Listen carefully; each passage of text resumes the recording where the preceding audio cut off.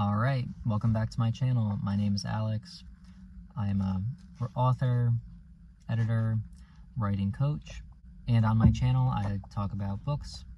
Today I read the short story, The Visitation, by Fernando Sorrentino, and this short story interested me a lot more than I thought originally. So this story starts with the main character observing the death or the potential murder of a third character who is portrayed as a beggar in rags, and the perpetrator is the main character's neighbor across the street, an old gentleman that he saw come onto the street with the beggar.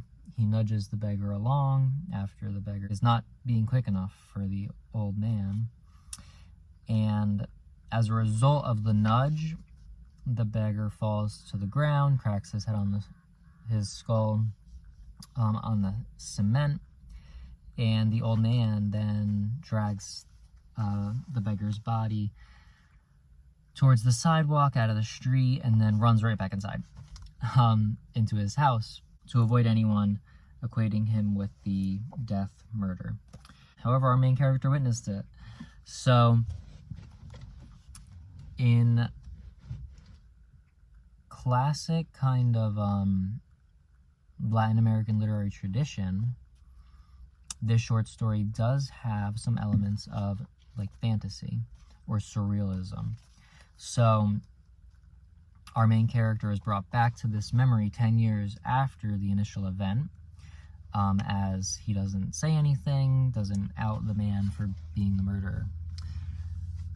10 years later, he sees the beggar go into the house of his next door neighbor, who he had known for her whole life and he wanted to marry.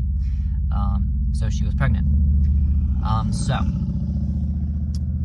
he sees the beggar go into the house, and he leaves work. He's a teacher across the street, leaves the classroom, goes over to this girl's house, barges in, and doesn't say anything, but tells the family after they greet him, "I saw a beggar come in. I was checking on you guys. Are you okay?"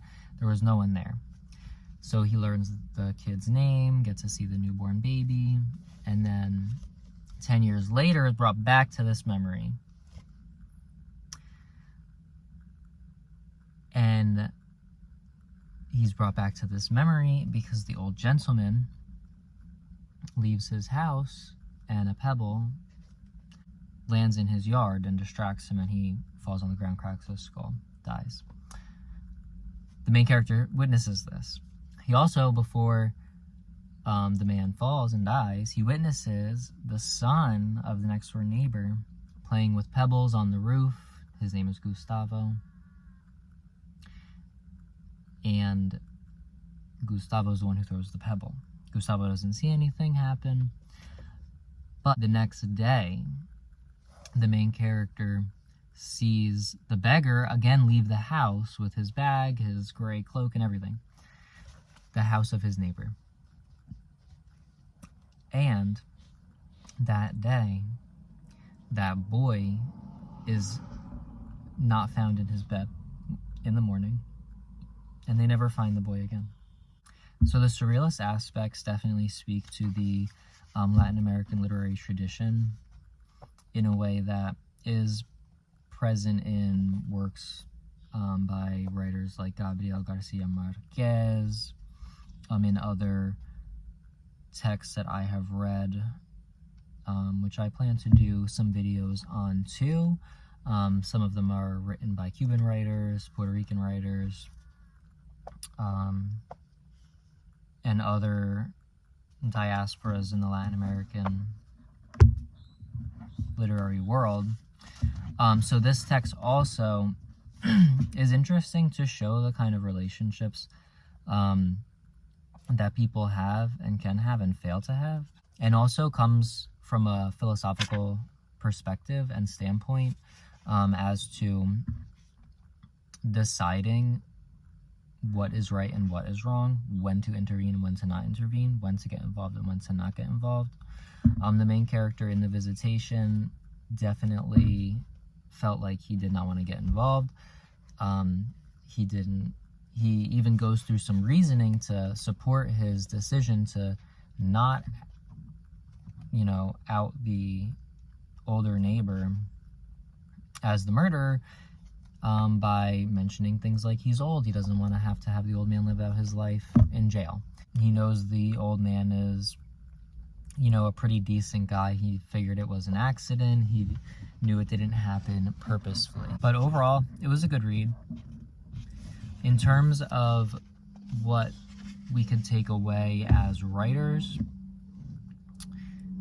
we could take away definitely the structure, that he breaks the short story up into 3 different sections that each span 10 years. And he does this pretty well by also mentioning, the changes that he's made in his life, by referencing the changes in his thought and his ability to recall his memory as he gets older. But he doesn't really debate too much his belief in seeing what happened. It's very quick that those sections kind of pass by. So he doesn't think that he's crazy in any way. Whereas, the text might have had some more opportunity to explore. But again, if we were to look at this short story as an exercise, the story was written to really be driven by the relationships between the characters and the murder. So it might not have... So it doesn't really call for too much of an internal turmoil. But maybe we could have seen a little bit of how these unanswered questions and how these secrets impacted him over such long periods of time, with decades being such long periods of time. But overall, a nice quick read. I read this through the Sudden Fiction short story collection, and if you happen to read it, if you have any comments, or any comments on my analysis of the text, comment below. And as you know, I am an author, editor, and writing coach, so if you are interested in any of those services, drop a mention in the comments below. You can find my website in the description, and you can reach out to me through there. If you are an LGBT writer, feel free to reach out. I would love to promote your work. Don't forget to like and subscribe. Keep reading. And thank you so much, and have a great day.